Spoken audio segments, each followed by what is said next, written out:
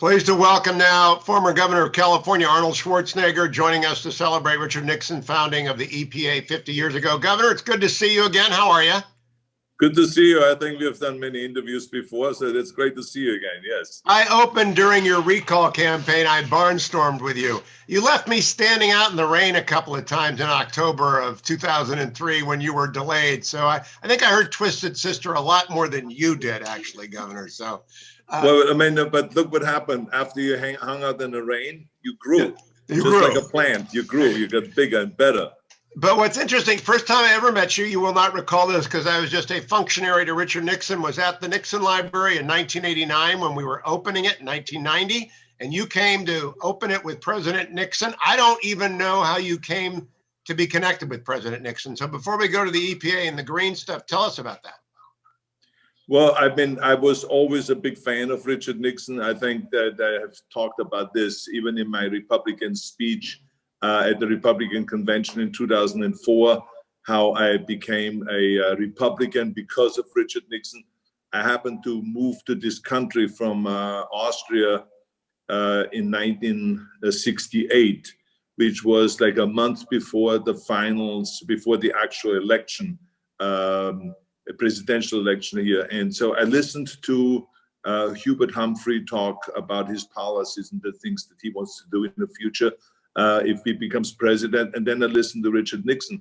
And I remember I had this, I was very lucky that I had this friend, a Jewish friend of mine that spoke German fluently. And he translated for me because my English wasn't good enough. And he was telling me what they were all proposing. And then I said, well, this Richard Nixon, I said, what party is he? And then he said, well, he's a Republican. And I said, well, I think then I will be a Republican. I said, because this sounds so fantastic what he was talking about, free trade. And he was talking about, getting government off your back. And he was talking about, no taxes and decrease the taxes, strong military and, personal freedoms and all of this kind of stuff. And I said, oh my God, that sounds so refreshing, so great. And compared to what Humphrey was talking about, it was like he was campaigning in Austria for socialism or something like that. And so anyway, so that's when I became a big fan of Nixon. And then, of course, when he came into office and he became president, I even became a bigger fan of his because I saw, the action. And also what was so amazing is that he saw so many things, as people's issues rather than as a political issue. And so I stayed to be a fan and always talked about him and all that stuff. So eventually, I went down to the Nixon Library, and then they invited me to come to this event. And I went there, and for the first time, I actually met President Nixon, and we hung out together. And I remember that he took me in his office down there, and we were talking about policy and about, I told him why I was a big fan of his and why I thought that his policies and his political beliefs are so much up my alley and all that. And then he after said to me, he says, you are very articulate about policy and about politics. He says, you should run for governor. So he was actually the first one that actually proposed that idea to me, which was really interesting. He says, I will endorse you anytime. He says, you're fantastic and all this. And that was it. We had a great conversation, took some pictures there with some of the comedians, and Bob Hope was one of them that was there, I remember. And then he says, okay, I have to go out and do a little speech. He says, why don't you come with me and you can hang out with me?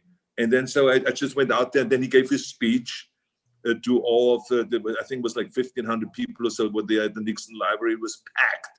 And then out of nowhere, without ever telling me, he says, and then now I want to introduce, my friend Arnold Schwarzenegger. He says, he's a great actor and he's this and that, and he's a good Republican. He says, Arnold, you want to say a few words? I didn't get any warning or anything like that at all from him.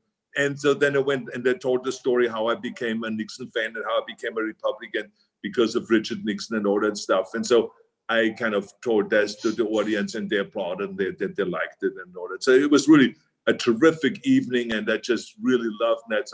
I have some great pictures and fond memories of meeting him and all that. Well, I was backstage for all that. I remember it happening, but I was backstage. I did watch, in order to prepare for the interview, your opening of the Schwarzenegger Institute at USC. When you said one of the principles of your administration was hire from either party, don't hire ideology. Richard Nixon's White House had a lot of Democrats in it. Patrick Moynihan. I mean, he had a lot of the spectrum of politics. When you staffed up, was that part of what was driving you, make sure everyone is represented in your administration? Well, I felt that his presidency was very successful because he was so kind of open-minded in that way, that it was like, I think that Lincoln was the first one that really hired, to make part of his team, people that actually campaigned against him.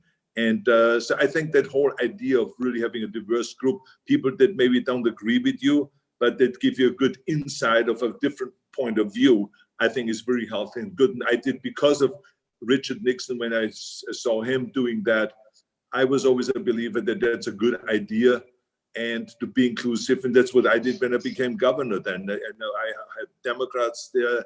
I had declined to state people there. I had Republicans there.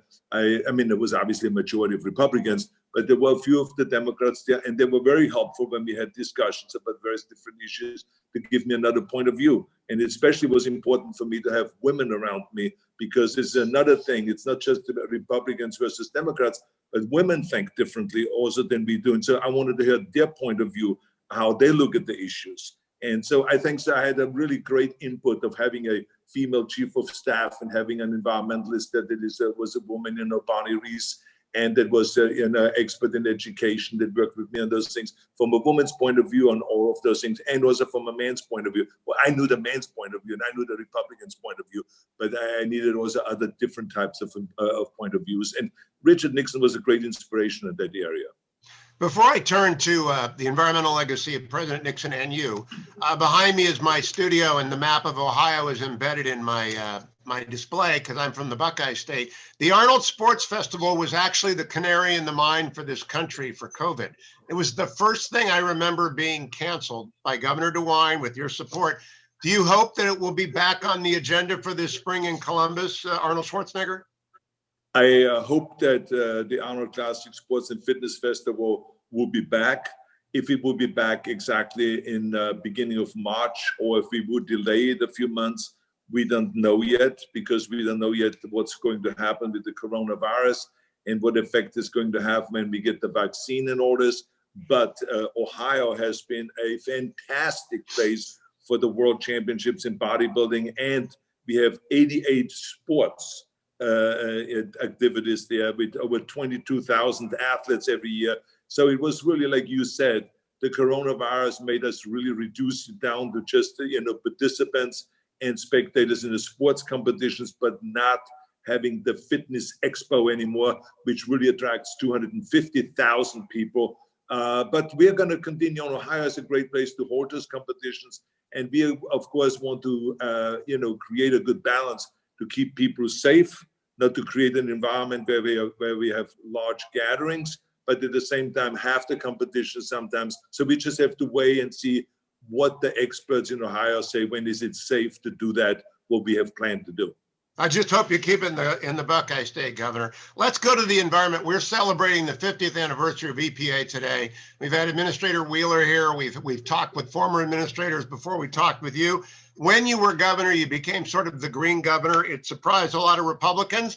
I among them. I was living in California then, and I said, what is Arnold up to? I didn't know about the climate stuff. I didn't understand it.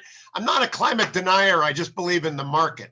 What was your agenda when it came to the climate issues that you championed when you were governor? I think that it has to do with what Richard Nixon and Ronald Reagan talked about. It was not so much about climate change, even though this was information that was given to me when I became governor. And I met with the scientists and the university leaders that dealt with this subject. But to me, it was much more about smog and about pollution. And I remember Ronald Reagan created the Air Resources Board back in 1967, 68, because of pollution. He did not talk about climate change, and we didn't even know about those kind of things at that time. But it was pollution. They wanted to, he was a common sense kind of a man that said, look, I see pollution out there. I don't see a Republican pollution or Democratic pollution. I just see pollution. And I want to get rid of it. I think it's our responsibility to do something about it.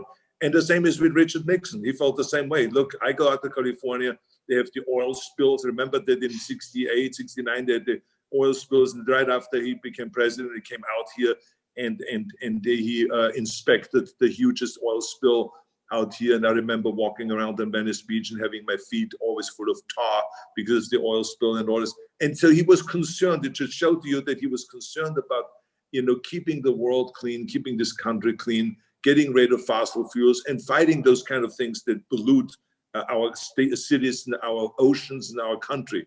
And so to me, it was about that. It was, let's get rid of pollution, let's terminate pollution. And that a lot of times means, getting rid of fossil fuels and switching over to renewables and stuff like that. So it's more common sense things. And then, of course, later on, I got more and more into also the climate change that we saw what effect is going to have in the future. And so, but it was, remarkable of how advanced, those guys were, like Ronald Reagan and Richard Nixon. I mean, Richard Nixon on a national level, if you think about it, to have already in 1971 to celebrate Earth Week. I mean, most people say that the important thing that you're doing this program today is that people have to really learn a little bit about the history, because most people, they remember Nixon, for Watergate. But this was, to me, what I remember Nixon for is those kind of unbelievable, powerful visions that he had back in 1970 already, when he gave the State of the Union address. And he talked about, this, so eloquently about how we have to have 50% more success in the next 10 years. But he says we cannot do it and be successful and, ruin our environment.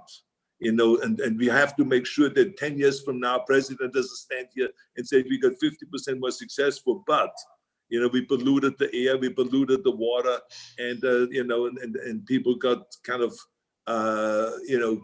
overwhelmed with the noise pollution and all of this kind of thing. We got to protect all of that. And he even said, that pollution will have there's a price tag on pollution. So he was like the first one to talk about those kind of things. Today, only Bernie Sanders maybe talks about this, but this is like wild to hear him talk about those things. And I've listened to the speeches, I've read the speeches, and I think it's important for people to know the extraordinary work that he did and how he sent the country in the right path, and talked about the vision 50 years ago. 50 years ago, the day you can literally have this speech. If I would deliver this speech, let's say with my own beginning, and then I will continue on with the Nixon speech, I tell you, there will be no one that would say, well, wait a minute, this is an old speech. No, he was that kind of a visionary. And this is what I love about politicians, when they're not just trying to get in there to go and to get into office and win, but they actually have a vision of where they want to go, because then everything falls into place because you know where you want to go. He, for those who do not know, President Nixon signed the National Environmental Policy Act, the Clean Water Act, the Clean Air Act, the Endangered Species Act, and he formed the EPA. Now, California. In 1970, he formed the EPA. So this is almost 50 years ago. This is what's so extraordinary about all of this. Now, the person who's being tipped to run the EPA under President-elect Biden is Mary Nichols, who I used to listen to when I was on the Air Quality Management District of South Coast by Pete Wilson. And Mary was a young regulator. I'm sure you worked with her when you were governor. I'm sure Mary Nichols was either in your office demanding more or working in your ear demanding you do it this way. What do you think she'll do as an EPA administrator? Well, Hugh, I hired Mary Nichols to run the Air Resources Board, which was created by Ronald Reagan. And again, I hired her because Ronald Reagan was smart enough that he hired a scientist, one of the brightest people in this subject. He hired to lead the Air Resources Board at his time. It was not a political appointment. It was not kind of a political hack or someone that took over. It was really an expert that took over the Air Resources Board. So I felt I should do exactly the same thing, and I should follow through with that. and really hired the #1 expert. And Mary Nichols is fantastic. So I got her to become the head of the Air Resources Board. And since then, she has done such an extraordinary job because as everyone knows, politicians get together and they negotiate, Democrats and Republicans, and then we come up with a very good legislation, let's say. But there's someone that has to then follow through. And it's one thing to pass a law, as we have seen now all over the world. In 2015, COP21 in Paris, there was the Paris Agreement, where the whole world signed on to this UN agreement that says, we're going to reduce greenhouse gases by a certain percentage point. And the countries themselves decided what they can do. Well, 70% of the countries did not follow through with their promises. So that is a very sad story. And the reason why they didn't follow through is because they don't have an Air Resources Board. They need someone, after they make a promise and after they go and pass a law, they need to have an agency there that then goes, it's not a political agency that doesn't care about politics, that just sees the problem and that conquers the problem. And so our Air Resources Board was able to do the things when we said, when I was governor, we're going to reduce greenhouse gases by 25% by the year 2020. Well, guess what? The Air Resources Board and Mayor Nichols got it in by 2018. 2 years earlier, we reduced 25% of our greenhouse gases. And at the same time, when we passed our environmental laws in California, and everyone was screaming, this is the end of our economy, this will ruin our economy, this will ruin jobs. Well, look what happened. Just last year, someone sent to me a congratulatory note and said, Governor Schwarzenegger, I just want you to know, remember how everyone was always scared about the jobs and the economy and all this? Well, now we have the strongest environmental laws and we have the #1 economy in the country. California is the most successful state in the union when it comes to the GDP and the revenues and all of this stuff. And we have the strictest environmental laws. So it is very clear that we can do both, that we can protect, like Nixon says, we got to go and move forward and be successful, but not in the expense of our environment. We got to protect our environment at the same time, and water, air, and all of those kind of things that we talked about. And so that's what I basically did. So Mary Nichols is a big, big star. I hope that she gets to be the head of the EPA, because she has fought with the oil companies and she has fought with the car companies. And she's, let me tell you what I was so impressed about with her, with this, that she is sensitive. She's a very sensitive woman. That means that when someone sits there from Caterpillar and says, Mary, we cannot make this by 2012. We need to 2016 in order to change the engines and to make it more efficient, because we have already started to work with all this stuff. We can't just throw everything away. She made the adjustment. She understands that we cannot do those things from one year to the next. She listened to the automakers, she listened to everybody, and we made the adjustments and really rolled it back. As a matter of fact, I remember when the Obama administration came in and says, can you guys, and John Kerry, Senator Kerry called me and says, can you guys change the tailpipe emission standards from 2014 to 2016, and then we can do it nationwide? And I said, of course. This 2 years is not going to change much. I said, let's do it nationwide. That's what our goal was in the first place. So I think that Mary Nichols is brilliant. I think she would really be great, and she will be able to be a person that will work with the car companies and work with the fossil fuel companies and to do it in a sensible way. It'll be interesting, Governor, when she gets here and takes over that agency, whether or not she'll be concerned about the flip side, which I'll come back to. President Nixon's key environmental advisor was a guy named Arnold Beckman. In fact, it's the Beckman Foundation that's paying for today's event. He was a scientist first, concerned about air pollution, and he was in Richard Nixon's ear the whole time that he was president, maybe in the way that Mary was in your ear. But they build bureaucracies, and sometimes bureaucracies are not so good for the common person. And you know that, and I know that. Even when you do a film shoot, the bureaucracy can screw it up. Do you think the bureaucracy has kept up with the science, Governor? I would say that the majority of people in government are not really smart enough to make the right decisions. And I think that has to do with the fact that they have no interest in really studying the facts.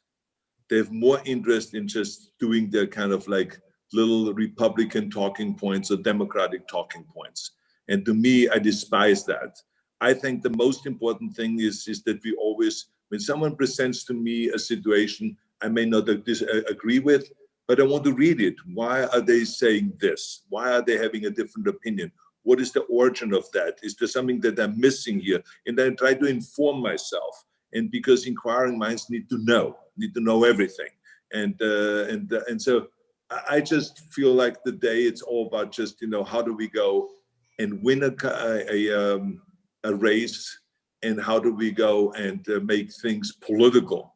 And it is really not helping this country at all, because we now gotten to a point it got so political that when I said, for instance, to give you an example, I said, I'm 73 years old. I'm going to start eating less meat. I'm not going to stop eating meat, but I'm just going to eat less.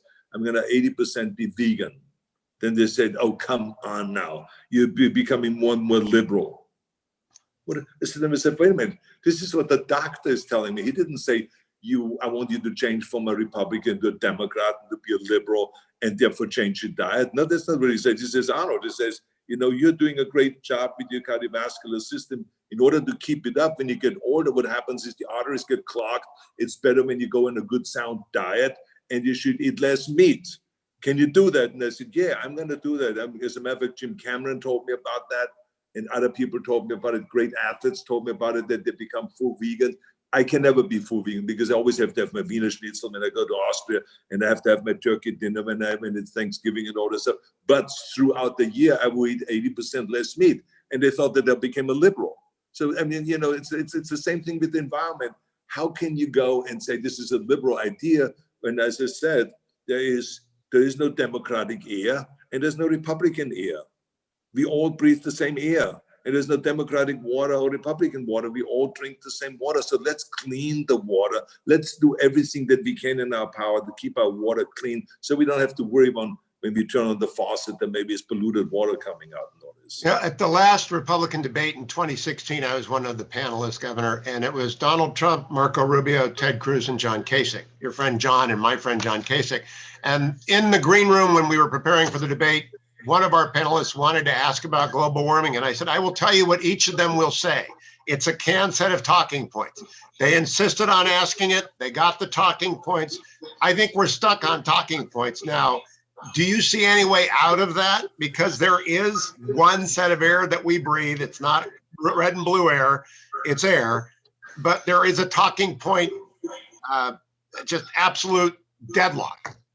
Yeah, but I think that the key thing is that Republicans feel uncomfortable with the idea of global climate change. They don't like to use that word. And I said to John Kasich and to others, I said, don't use that word. You don't have to use that word. As if that is a sticking point, and if that makes you feel uncomfortable, talk about pollution. That's what Nixon talked about. Nixon didn't talk about climate change. Nixon talked about pollution.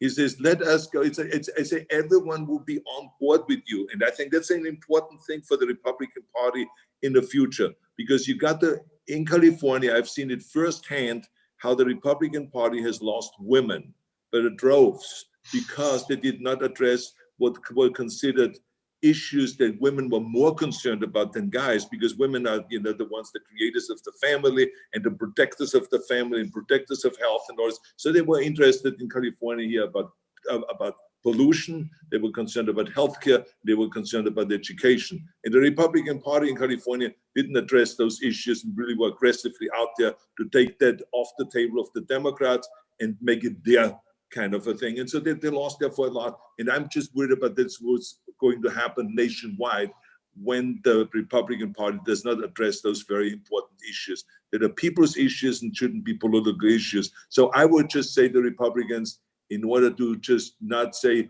I caved in or anything like that, to just say, look, I don't believe in this global climate change, but I do want to get rid of the pollution. Governor, let me ask you, would you be willing to serve in a Biden administration? But look, my mother-in-law, Eunice Kennedy Shriver, told me a long time ago, never turn down a president. It doesn't matter what party he's from. So yes, absolutely I would. And I already made it very clear to the Biden administration that I am not looking for a job or anything like this, but that I am more than happy to help any way I can. Would you be willing to help by running for Senate in 2022? Senator Harris is going to be Vice President Harris. They're going to have a special election in 2022. What about Arnold for Senate? Well, I tell you one thing.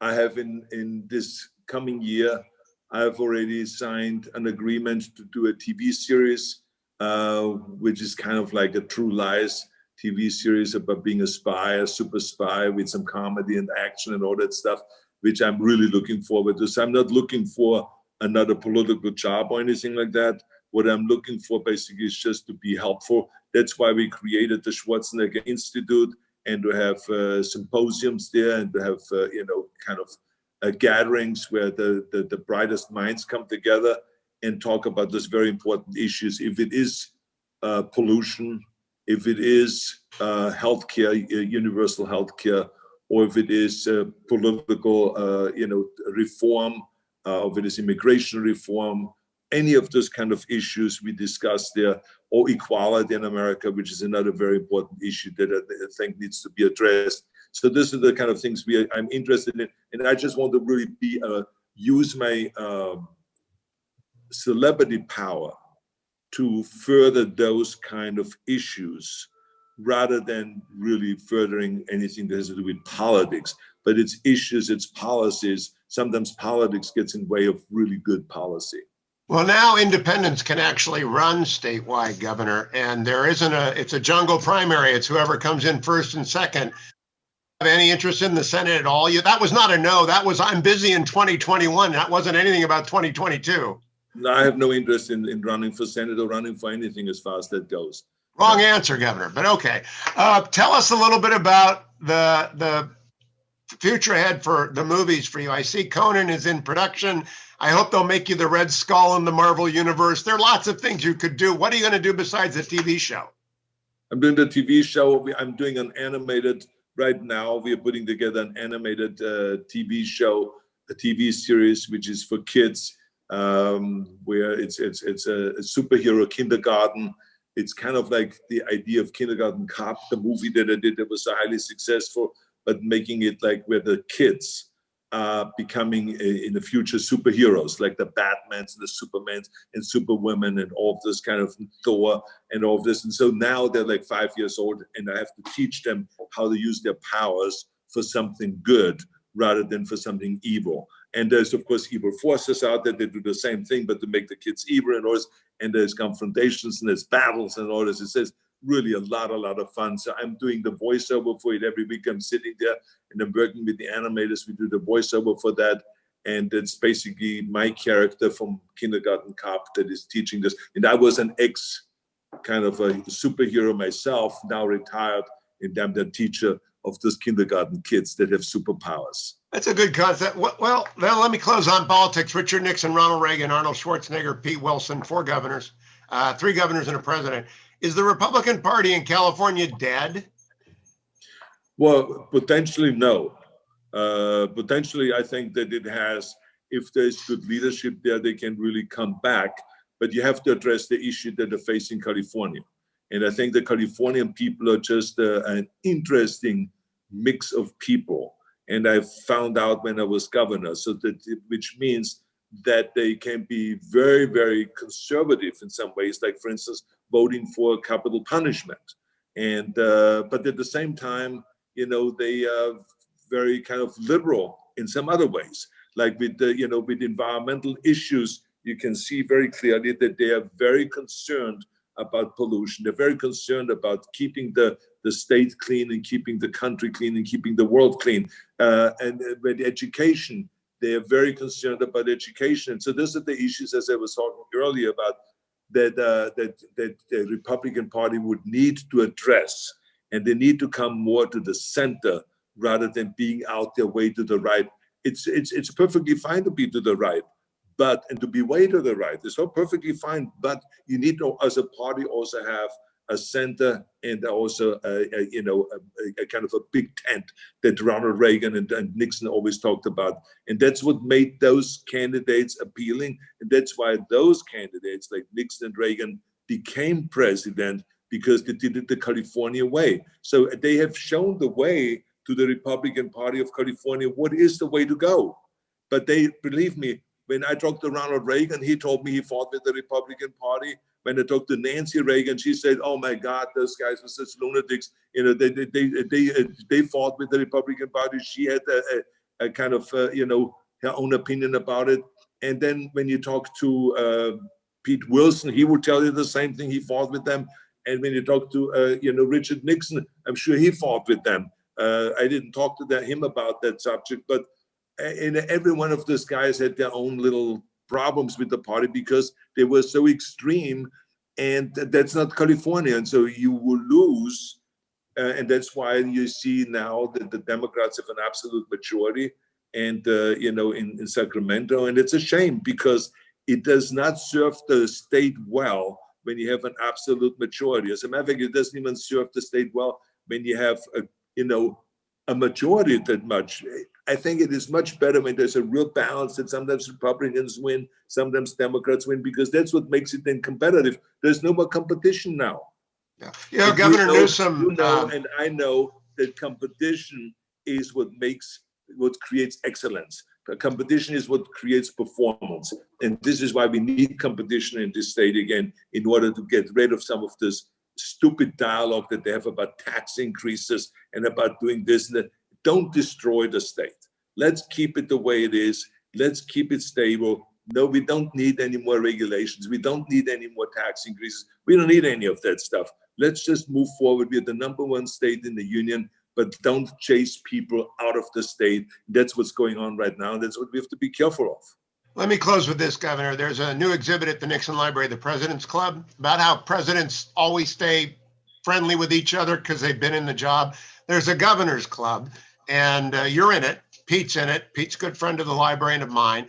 And I kind of think Newsom's doing as good as he can. He accused you of becoming a Democrat, by the way. And when I was preparing for this interview, I said, I saw Gavin said Arnold's becoming a Democrat. I don't believe that. But I think he's doing the best he can with the virus. What do you think?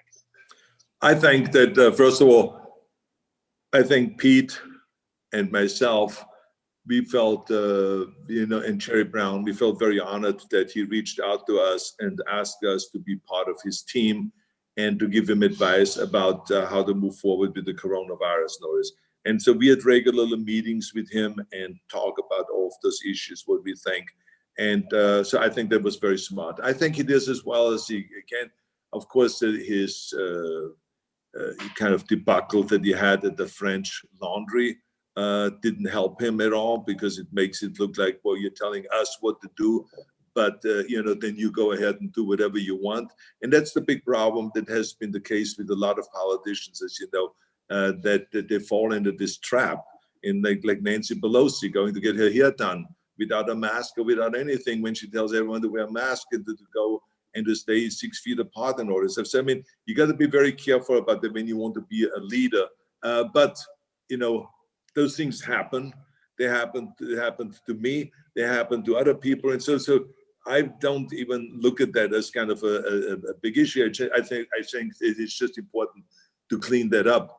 And but I think we have to, you know, be buckled down. I think that we have, until the vaccine comes out and then slowly gets distributed, we have to do everything we can to protect lives.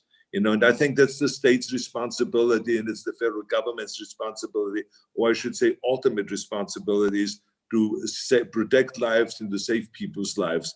And that's what he's trying to do. And it's very tough to please everybody, because there's always those maniacs out there that say, well, I want to have my personal right, and someone is trying to take my right away. No, you don't have your personal right. As soon as you affect someone else's lives by giving someone else a coronavirus, and that person may die, from that point on, you don't have the right to do whatever you want. It's the same thing like a stop sign. We have a stop sign there because we want you to stop, because if you run through the stop sign, you can kill somebody. So you don't have the right to just go through and do whatever you want. And it's like, to be considerate to other people. It's selfish to other people. It's selfish to just think about yourself and about your rights and all this stuff. I think people go to the extreme, although I do believe we have our rights and government should tell us what to do and blah, blah, blah. But in this case, it affects other people. So we do have to buckle down and we do have to be more considerate towards other people. On that note, Governor, I hope we see you at the Nixon Library when we reopen. I'll show you around the new exhibit, and I appreciate you being part of the commemoration of Richard Nixon, starting the EPA 50 years ago today.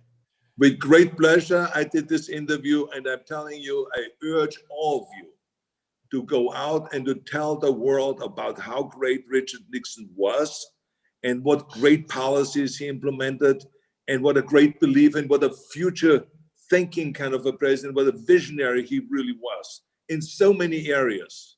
Don't just think about Watergate, think about his great work that he has done. He was an extraordinary man. And I think presidents Trump and all of those guys and Biden and all of those, they all have to go and look at that presidency carefully and learn from that how to be inclusive and how to really move forward and have a vision for the future. Thank you, Governor. Absolutely. Thank you very much, you.